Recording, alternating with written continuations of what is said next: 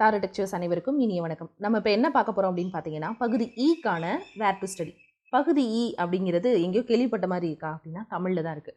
பகுதி ஆ அப்படிங்கிறது இலக்கணம். கண்டிப்பாக 36லேருந்து 38 வினாக்கள் இதிலிருந்து இடம்பெறுது. பகுதி ஆ அப்படின்னு சொல்லக்கூடிய இலக்கியம் அப்படின்றது செயல் பகுதி. முத்தொள்ளாயிரம், இந்த கம்பராமாயணம், சிலப்பதிகாரம், இந்த மாதிரி செயல் பகுதிகளை கொண்டது பகுதி இ. பகுதி ஆ. பகுதி இ அப்படிங்கிறது உரைநடை பகுதி. அதாவது பகுதி ஆ ஃபுல்லாகவே இலக்கணம், இலக்கண குறிப்பு, பிரித்தெழுதுக, பழமொழிகள், இந்த மாதிரி 21 தலைப்புகளை கொண்டது பகுதி ஆ. அதுக்கப்புறமா பகுதி ஆ அப்படின்னு சொல்கிறது இலக்கிய பகுதி. கம்பராமாயணம், திருக்குறள், 11 கீழ்கணக்கு, மேற்கணக்கு, இந்த மாதிரி தொகை நூல்கள் எல்லாமே என்ன செய்யும் அப்படின்னா பகுதி ஆள் இடம் வரும். பகுதி இ அப்படின்னு சொல்கிறது உரைநடை, தமிழறிஞர்களும் அவர்களினுடைய தொண்டும். இது எதுக்கு இப்படி நம்ம சிலபஸ் வைஸ் பார்க்கணும் அப்படின்னு பார்த்தீங்கன்னா, நீங்கள் என்ன தான் ஸ்டாண்டர்ட் வைஸ் படித்தாலும் ரிவிஷன் பண்ணும்போது சிலபஸ் வைஸ் படித்தா மட்டும்தான் எந்த கொஷின் எந்த பார்ட்லேருந்து கேட்டிருக்காங்க, எந்த பார்ட்டுக்கு நம்ம வெயிட்டேஜ் கொடுக்கணும் அப்படிங்கிற ஒரு விஷயம் தெரியும். ஸோ அதுக்காகவே நம்ம என்ன செஞ்சுருக்கோம் அப்படின்னா பிரத்யேகமாக அந்த தமிழ் பகுதி ஈக்கான வேர் டு ஸ்டடி போட்டிருக்கோம். அதே மாதிரி பகுதி ஆ அப்படின்னு சொல்லக்கூடிய இலக்கியத்துக்கான வேர் டு ஸ்டடி நம்ம அடுத்த வகுப்புகளில் பார்க்கலாம். பகுதி ஆன்னு சொல்லக்கூடிய இலக்கணம் அப்படின்றது இங்கே தான் இருக்குது அப்படின்னு ஸ்பெசிஃபிக்காக சொன்னாலும் நீங்கள் அதை வந்து நல்லா டெப்த்து கொடுத்து படிக்கிற மாதிரி தான் இருக்கும். ஸோ அதுக்கு வேர் டு ஸ்டடி அப்படின்றது ரேரு. பட் பகுதி ஆவுக்கும் ஈக்கும் வேணும். நீங்கள் ஸ்டாண்டர்ட் வைஸ் படித்தாலும் கண்டிப்பாக சிலபஸ் வைஸ் ரிவிஷன் பண்ணுங்கள். அதுதான் உங்களுடைய வெற்றியை உறுதி செய்யும். ஸோ பார்க்கலாம். இந்த தமிழறிஞர்களும் தமிழ் தொண்டும் அப்படின்றதுல முதல் பார்ட்டில் என்னென்ன கொடுத்துருப்பாங்க அப்படின்னு பார்த்தீங்கன்னா, கண்டிப்பாக சிலபஸ் கையில் வச்சு படிங்க. பாரதியார், பாரதிதாசன், நாமக்கல் கவிஞர், கவிமணி, இந்த 4 பேரும் எங்கெங்கெல்லாம் வர்றாங்க. இப்போ பாரதியார்னு எடுத்துக்கிட்டிங்கன்னா இதில் பழைய புத்தகம், புது புத்தகம் ரெண்டுமே சேர்த்துருப்போம். இப்போ பார்த்தீங்கன்னா காணி நீளம், தமிழ் மொழி வாழ்த்து, காற்றைவா, இதழாளர் பாரதி, இதெல்லாமே நியூ புக். நாங்கள் அதையுமே உங்களுக்கு அங்கே மென்ஷன் பண்ணியிருப்போம். உங்களுடைய வேலைகளை ரொம்ப சுலபமாக்கியிருப்போம். ஓல்டு புக் அப்படின்னு பார்த்தீங்கன்னா பாரதிதாசம், பாஞ்சாலி சபதம், நாட்டு வாழ்த்து, குயில் பாட்டு, மழைக்கால வர்ணனைலாம் 12th ஓல்டு புக்கு. இதெல்லாம் பாரதியார். இந்த 10 பார்ட்டு படித்தா பாரதியார்லேருந்து எந்த கேள்வி கேட்டாலும் நம்ம அட்டன் பண்ணலாம். அடுத்து பாரதிதாசன் அப்படின்னு எடுத்துக்கிட்டிங்கன்னா இன்பத்தமிழ் கல்வி, குடும்ப விளக்கு, புரட்சிக்கவி, இது எல்லாமே புது புக்கு.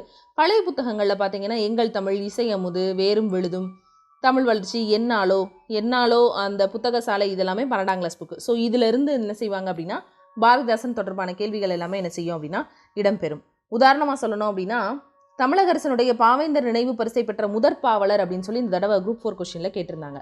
ஸோ அப்போ நமக்கு என்ன தெரியணும் அப்படின்னா அது யாருன்னு தெரியணும்.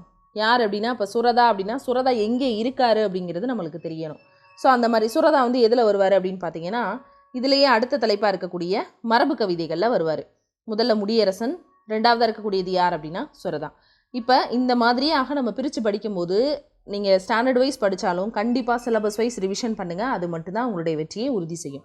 ஸோ உங்களுக்கான வேலைகளை நாங்கள் எளிதாக்கணும் அப்படின்றதுக்காக தான் அடுத்தடுத்த தலைப்புகள், அதாவது பகுதி ஈல மொத்தம் எத்தனை தலைப்புகள் கொடுத்துருக்காங்க அப்படின்னு சொல்லி பார்த்தீங்கன்னா 21 தலைப்புகள் என்ன செஞ்சுருப்பாங்க அப்படின்னா கொடுத்துருப்பாங்க. நூலகம் பற்றிய செய்திகள் வர அந்த 21 தலைப்புகள்ல இருந்துமே நாங்கள் புது புத்தகம், பழைய புத்தகம், இதுலேருந்து நீங்கள் என்ன படிக்கணும். இப்போ உதாரணமாக கலைகள் அப்படின்னு எடுத்துக்கிறீங்க. அந்த கலைகள் என்னென்ன கொடுத்துருப்பாங்க, மனம் கவலும் மாமல்லபுரம், சிற்பக்கலை. அந்த கலைகள் எப்படி கொடுத்துருப்பாங்கன்னா கலைகள், சிற்பம், ஓவியம், பேச்சு அப்படின்னு சொல்லி கொடுத்துருப்பாங்க. நம்ம நிகழ்கலைகள்லேருந்து என்ன செஞ்சிச்சு அப்படின்னா ரீசெண்டாக நடந்த குரூப் 4ல் கொஷின் வந்திருந்தது. ஸோ அப்போ அந்த கலைகள் அப்படின்னு சொல்லும் போது இப்போ சிற்பம், அடுத்து ஓவியம் பாருங்கள், பேசும் ஓவியங்கள், ஓவியக்கலை. அடுத்ததாக பேச்சுக்கலை அப்படின்றதுல பேச்சுக்கலை எங்கே இருக்குது, திரைப்படக்கலை எங்கே இருக்குது, நாடகக்கலை எங்கே இருக்குது, இசைக்கலை எங்கே இருக்குது, அந்த மாதிரிலாம் உங்களுக்கு என்ன செஞ்சுருப்போம் அப்படின்னா கண்டிப்பாக பிரித்து கொடுத்துருப்போம். இதன் மூலமாக நீங்கள் எந்த டாப்பிக்கு ரொம்ப இம்பார்ட்டன்ஸ் கொடுக்கணும் அப்படிங்கிறது உங்களுக்கு தெரிஞ்சிருக்கும்.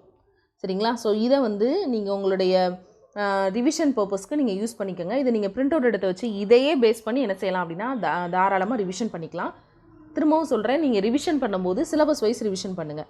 இதில் பழைய புத்தகம், புது புத்தகம்னு ரெண்டுமே கவர் பண்ணியிருக்கிறதுனால உங்களுக்கு ரொம்ப ஈஸியாகவே என்ன செய்யும் அப்படின்னா இது உங்களுக்கு ரொம்ப உங்களுடைய வேலையை எளிதாக்கும். இப்போ பார்த்தீங்கன்னா திராவிட மொழிகள், தமிழினுடைய தொன்மை, தமிழ் மொழியின் சிறப்பு, திராவிட மொழின்னு சொல்லும் போது ஒவ்வொரு புத்தகத்துலையுமே ஒரு பாடம் இந்த உரைநடையில் இந்த தமிழ் அப்படின்ற ஒரு விஷயத்துல இருக்கும். 6ல் இருக்குது பாருங்கள், 7ல் இருக்குது தமிழ் வரிவடிவ வளர்ச்சி, அதே மாதிரி தமிழ் மொழி குடும்பம், மலைகளின் இடப்பெயர்வு பற்றி ஆய்வு, தமிழ் நடை அழகியல் அப்படின்லாம் கொடுத்துருப்பாங்க. ஓல்டு புக்கில் திராவிட மொழி, செம்மொழி, தமிழ் மொழி, இந்த மாதிரிலாம் கொடுத்துருப்பாங்க. அடுத்து 9ஆவது தலைப்பாக இருக்கக்கூடிய உரைநடை, மறைமலடிகள், பரிதிமார் கலைஞர், ராபி சேதுப்பிள்ளை, திருவிக்கா, இந்த மாதிரிலாம். திருவிக்கா எங்கெங்கெல்லாம் இருக்காருன்னு பாருங்கள், பல்துறை கல்வி, பழைய புத்தகத்தில் இருக்கார். உவே சாமிநாதன். இந்த தடவை சிவை தாமோதரனார் பற்றி என்ன செஞ்சுருப்பாங்க அப்படின்னா ஒரு கேள்வி கேட்டிருப்பாங்க. அதெல்லாம் எங்கே இருக்குது அப்படின்னு பார்த்தீங்கன்னா அந்த 11th புக்கில் பின்னாடி சான்றோர் சரித்திரம் அப்படின்ற ஒரு பகுதி இருக்குது, அதில் இடம்பெற்றிருக்கும். அதே மாதிரி மொழிஞாயிறு, தேவனைய பாவனர், பாவலரேறு பெருஞ்சித்திரனார். அதே மாதிரி பார்த்தீங்கன்னா இன்னொரு கேள்வியும் பாரதிதாசன்லேயே இடம்பெற்றிருந்தது. வாழ்வினில் செம்மையை செய்பவள் நீயே அப்படின்ற தமிழ் வாழ்த்து பாடலை பாடியவர் யார் அப்படின்னு சொல்லி ஒரு குரூப் 4 கொஸ்டின் இந்த தடவை கேட்டிருந்தாங்க. அதாவது வாழ்வினில் செம்மையை செய்பவள் நீயே அப்படின்ற தமிழ்தாய் வாழ்த்து பாடலை பாடியவர் யாருன்னு கேட்டிருந்தாங்க. அது யார் அப்படின்னு பார்த்தீங்கன்னா பாரதிதாசன். இந்த இந்த வரிகள் வந்து எங்கே 2 இடத்துல இடம் பெற்றிருக்கும். எங்கே இருக்குது அப்படின்னு பார்த்தீங்கன்னா 11th புக்கில், அது 11th புக்கில் கொடுத்துருக்கக்கூடிய ஓல்டு புக்கு அதில் வந்து இடம்பெற்றிருக்கக்கூடிய ஒரு பகுதி பேஜ் நம்பர் 74லையும், அதே மாதிரி 11th நியூ புக்கில் புரட்சிக்கவி அப்படிங்கிறதுலையும் அவங்க நேரடியாக அந்த வரிகள் வந்து கொடுத்துருப்பாங்க. வாழ்வினில் செம்மையை செய்பவள் நீயே அப்படின்ற தமிழ்தாய் வாழ்த்து பாடலை பாடியவர் யார் அப்படின்ற கேள்வியும் அதில் இடம்பெற்றிருக்கும். ஸோ இந்த மாதிரி ஒவ்வொன்றுமே எங்கெங்கே இருக்குது அப்படிங்கிறத உங்களுக்கு தெளிவாக நாங்கள் என்ன செஞ்சுருப்போம் அப்படின்னா கொடுத்துருப்போம். அதே மாதிரி தெருக்கூத்தை வந்து தமிழ் கலையினுடைய முக்கியமான அடையாளமாக மாற்றியவர் அப்படின்னு சொல்லும்போது அது வந்து எதில் வரும் அப்படின்னா நாடக கலைகளில் வரும். ஸோ நாடகக்கலை அப்படின்னு சொல்லும்போது அதில் இருக்கக்கூடியது இங்கே 10th 6th புக்கு அதில் இருக்கும் அந்த நாடக கலைகள் அப்படின்னு சொல்லிட்டு. ஸோ ஒவ்வொன்றுமே நாங்கள் என்ன செஞ்சுருப்போம் அப்படின்னா உங்களுக்கு கொடுத்துருப்போம். இப்போ பார்த்தீங்கன்னா நாட்டுப்புறக்கலை நிகழ்கலைகள்லேருந்து கொஷின் கேட்டிருந்தாங்க. அது வந்து 10th இயல் 6. அது தெருக்கூத்தை வந்து தமிழக கலையினுடைய முக்கிய அடையாளமாக மாற்றியவர். அதே மாதிரி கூத்துப்பட்டறை அப்படின்னு சொல்லக்கூடியவர் அவர் தானா முத்துச்சாமி. இந்த மாதிரி எங்கே இருக்குது அப்படிங்கிறத வந்து உங்களுக்கு தெளிவாக என்ன செஞ்சுருவாங்க அப்படின்னா விளக்கிடுவாங்க. ஸோ இது வந்து ரொம்பவே முக்கியமான ஒரு பார்ட்டு. இதை நீங்கள் வந்து நல்ல ரிவிஷனுக்கு என்ன செஞ்சுக்கோங்க அப்படின்னா யூஸ் பண்ணிக்கோங்க. இது உங்களுடைய வேலைகளை ரொம்பவே என்ன செய்யும் அப்படின்னா சுலபமாக மாற்றும். அப்போ இது வந்து கரெக்டாக 21 தலைப்புகளுக்குமே நாங்கள் உங்களுக்கு என்ன செஞ்சுருக்கோம் அப்படின்னா ப்ரிப்பேர் பண்ணி கொடுத்துருக்கோம். இப்போ இங்கே பார்த்தீங்கன்னா தெரியும். தமிழக மகளிரின் சிறப்பு அப்படின்னு எடுத்துக்கிட்டிங்கன்னா அது ஓல்டு நியூ எங்கே இருக்குது. தமிழக வணிகம் அப்படின்னா அது எங்கே இருக்குது. வணிகங்கள்லேருந்து என்ன செய்வாங்க அப்படின்னா நம்மளுக்கு மேற்கோள் குறித்து கேள்விகள் கேட்பாங்க. அந்த மேற்கோள் எல்லாமே இங்கே தான் இருக்கும். எப்படி சொல்லுவாங்க, கொள்வதும் மிகைப்படாது கொடுப்பதும் குறைவுபடாது அப்படின்றது பட்டினப்பாலையில் இடம்பெற்றிருக்கும். அந்த வரிகள் எல்லாமே ஒரே நடையில் இருக்கக்கூடியதான். ஸோ அது தொடர்பான பாடங்கள்லாம் எங்கே இருக்குது, பழைய புக் புது புக், தொல்லியல் ஆய்வுகள், நமது அடையாளங்களை மீட்டவர்கள், இந்த மாதிரிலாம் வந்து கொடுத்துருப்பாங்க. ஸோ இந்த பிடிஎஃப் அப்படின்றது உங்களுக்கு ரொம்ப யூஸ்ஃபுல்லாக இருக்கும். பகுதி ஆ இலக்கியத்துக்கு நம்ம அடுத்த வகுப்புகளில் பார்க்கலாம். நன்றி.